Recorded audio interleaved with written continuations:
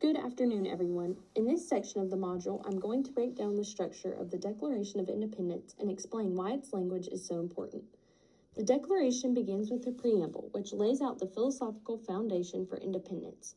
When Jefferson writes that all men are created equal and have rights that are self-evident, he's drawing directly from the Enlightenment thinkers like John Locke.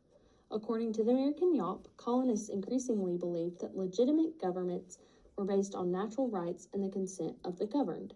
So, the preamble just isn't an introduction. It's the moral argument for breaking away from Britain and creating a new political identity. Next, the Declaration outlines the idea of unalienable rights, rights that cannot be taken or limited by any government. Jefferson adjusts Locke's original phrase, life, liberty, property, to pursuit of happiness, which broadens how freedom is understood. The American Yawp explains that many colonists felt the British government was violating these rights through taxation, military presence, and limits on representation. Because of this, the Declaration argues that when a government threatens natural rights, the people have the authority to alter or abolish it. This idea of the social contract becomes the core justification for independence. After establishing its philosophical foundation, the Declaration lists its grievances, the section designed to prove that the King of Britain violated the social contract. One example is the presence of standing armies in the colonies during peacetime. Historian Gordon S. Wood explains that colonists viewed these standing armies, along with new taxes and political interference, as clear signs that Britain was abandoning its traditional constitutional restraints and moving toward tyrannical rule.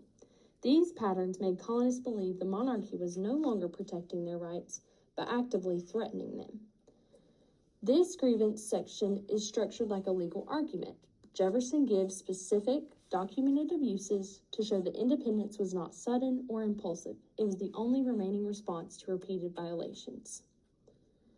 The document then shifts from listing complaints to officially breaking from Britain. This line formally declares that the colonies are now free and independent states with the authority to wage war, form alliances, and govern themselves. The tone here becomes more formal and decisive, signaling a transition from protest to nationhood.